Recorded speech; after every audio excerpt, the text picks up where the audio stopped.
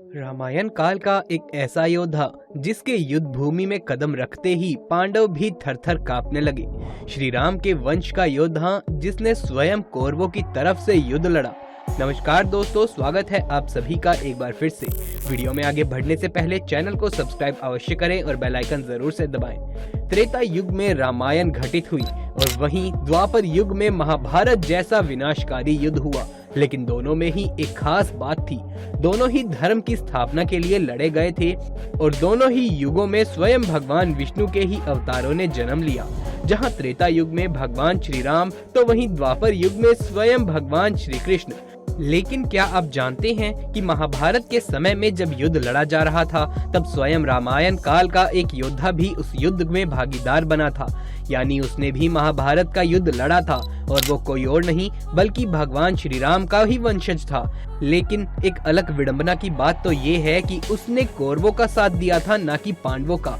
आखिर कौन था वो भगवान श्री राम का वंशज जिसने कौरवों के साथ मिलकर श्री कृष्ण के खिलाफ युद्ध लड़ा था?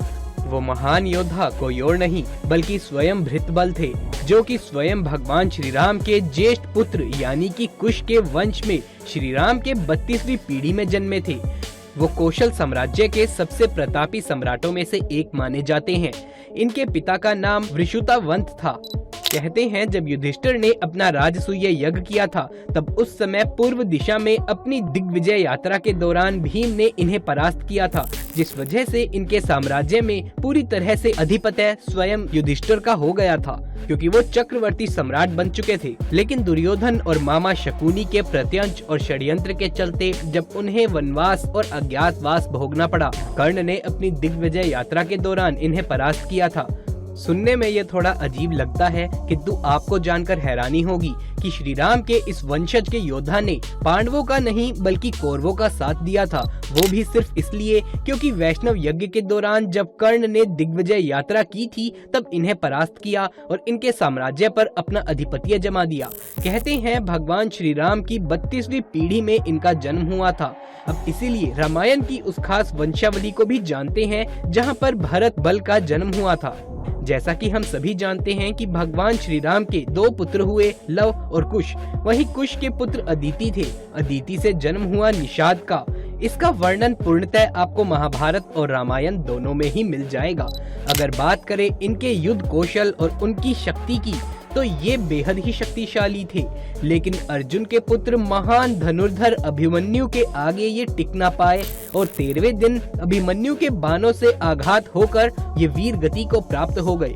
उस समय जब अभिमन्यु चक्रव्यूह के अंदर प्रवेश कर रहा था, इन्हीं को ये दायित्व दिया गया था कि ये चक्रव्यूह के बाहर सभी पांडवों का सामना करें।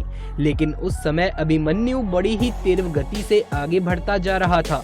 इनका विनाश करता हुआ चक्रव्यूह को भेदता हुआ अभिमन्यु अंदर घुस गया। कहते हैं इनकी मृत्यु के पश्चात इनके पुत्र ने कौशल राज की गद्दी संभाली। हालांकि कहीं कहीं ऐसा वर्णन आता है कि महाभारत काल तक कौशल प्रदेश उतना शक्तिशाली नहीं रहा था और 5 भागों में विभाजित हो गया था। इन्हीं में से एक दक्षिण कौशल के राजा भृतबल थे, जिनकी मृत्यु के पश्चात इनका सारा का सारा साम्राज्य स्वयं इनके पुत्र भृताक्षर को मिल गया। कहते हैं भृतबल बेहद ही शक्तिशाली और ताकतवर योद्धा थे। जब तक भीष्म पितामह और द्रोणाचार्य थे तो इनके नेतृत्व में इन्होंने पांडव सेना में खलबली मचा रखी थी। इनको अनेका एक दिव्यास्त्रों का ज्ञान प्राप्त था। जिसके वंश में स्वयं श्री राम ने जन्म लिया हो तो सोचिए कि उनकी ही शक्ति के कारण भृतबल बेहद ही शक्तिशाली थे।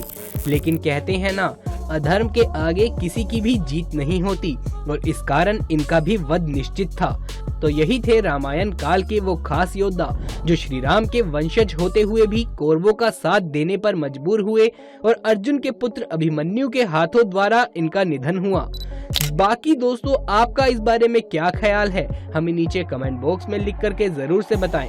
वैसे दोस्तों जब बात दोनों काल यानी कि रामायण और महाभारत काल की चल रही हो तो ऐसे में ये प्रश्न जरूर उठता है, रामायण काल में जन्मे भगवान श्री राम और महाभारत काल में जन्मे भगवान श्री कृष्ण, आखिर इन दोनों में से कौन था अधिक बलशाली? भगवान श्री कृष्ण और स्वयं भगवान श्री राम, आखिर क्यों इन दोनों ही अवतारों में भिन्नता थी? जबकि ये दोनों ही भगवान विष्णु के ही अवतार थे। आज हम जानेंगे ऐसी 5 बातें जिससे पता चलता है कि भगवान श्री राम और भगवान कृष्ण में अधिक बलशाली कौन था। हाँ, हम जानते हैं कि दोनों ही भगवान विष्णु के अवतार थे और दोनों की एक दूसरे से तुलना करना बेवकूफ़ी होगी, लेकिन 5 ऐसी बातें हैं जिनकी बुनियाद पर इन दोनों के बल को तोला जा सकता है। सबसे पहला है त्याग का बल। यूं तो भगवान श्री कृष्ण के जीवन में कम त्याग देखने को नहीं मिलता। उन्हें कंस जैसे पापी से प्रजा को मुक्त कराने के लिए गोकुल गांव और अपनी स्नेह सखा सखियों को त्याग करना पड़ा था, परंतु भगवान श्री राम का त्याग उनसे काफी अधिक है। भगवान श्री राम ने अपने पिता के वचन के पालन हेतु समस्त राजपाट और सभी सुख सुविधाओं का त्याग कर दिया, लेकिन प्रजा के कल्याण और प्रजा के संभाव के लिए अपनी प्राण प्यारी पत्नी माता सीता को भी त्याग कर दिया था। वहीं दूसरी सबसे खास बात है कला का बल।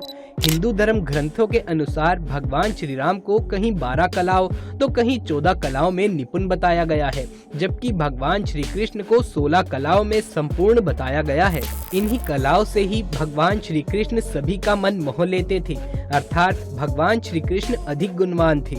लेकिन वहीं दूसरी तरफ भगवान श्री राम मर्यादा पुरुषोत्तम थे और इसी के संबंध में तीसरा है मर्यादा का बल।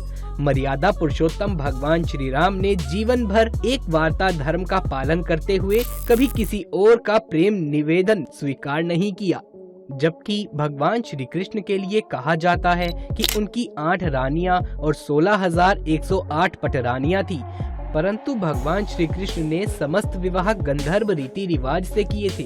भगवान श्री कृष्ण के जीवन चरित्र की ऐसी कई कहानियां हैं जिनसे मर्यादाएं टूटती हुई नजर आती हैं, जैसे बचपन की अटखेलियां, मक्खन चुराना, वस्त्र चुराना, जबकि भगवान श्री राम ने जीवन भर कभी भी किसी मर्यादा का उल्लंघन नहीं किया।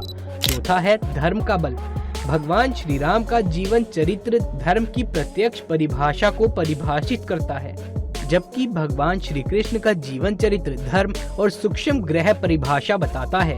श्रीमद् भगवद गीता के अनुसार अलग अलग परिस्थितियों में धर्म की परिभाषा भी बदलती जाती है। कृष्ण कहते हैं कि गुरुकुल में गुरु की आज्ञा का पालन करना धर्म है, परंतु रणभूमि में गुरु से शत्रुता का व्यवहार करना ही असली धर्म है। अब बात करते हैं 5वें और आखिरी बल की, जो कि है राजनैतिक बल। राजनैतिक दृष्टि से भगवान राम ने मर्यादाओं का पालन करते हुए साम दाम दंड भेद की नीति को अपनाया, जबकि श्री कृष्ण ने कटु नीति का ही अत्यधिक प्रयोग किया। कर्ण और अश्वत्थामा की हार इसका प्रत्यक्ष उदाहरण है, परंतु जहां भगवान राम अपने प्रियजन और प्रजाजन के लिए युद्ध करते नजर आते हैं, वहीं भगवान श्री कृष्ण ने अपनी सेना को भी विरोधी दल को सौंपकर स्वयं सत्य और धर्म का साथ दिया। भगवान श्री राम और भगवान श्री कृष्ण अपने अपने समय पर मनुष्य मात्र के कल्याण और सत्य धर्म की पूर्ण स्थापना के लिए अवतरित हुए थे। दोनों ही अपार बलशाली और दिव्य बुद्धि के ज्ञाता थे, इसीलिए ये कह पाना कठिन होगा कि दोनों में से अधिक बलशाली कौन है। लेकिन फिर भी अगर त्याग और मर्यादा की दृष्टि से देखा जाए तो भगवान श्री राम अधिक बलशाली नजर आते हैं, जबकि कला, धर्म और राजनीतिक दृष्टि से देखा जाए तो भगवान श्री कृष्ण अधिक बलशाली नजर आते हैं। इसीलिए भगवान राम को मर्यादा पुरुषोत्तम और भगवान श्री कृष्ण को योगेश्वर कहा जाता है। इसके ऊपर आपका क्या कहना है? अपनी राय नीचे कमेंट बॉक्स में लिख करके जरूर से बताएं। साथ ही कमेंट बॉक्स में जय श्री राम और जय श्री कृष्ण लिखना बिल्कुल भी ना भूलें। वीडियो पसंद आया हो तो लाइक करके अपने दोस्तों और रिश्तेदारों में ज्यादा से ज्यादा शेयर कर दें। चैनल को सब्सक्राइब करना बिल्कुल ना भूलें। जल्द मुलाकात होगी अगली वीडियो में, तब तक के लिए आप सभी का धन्यवाद।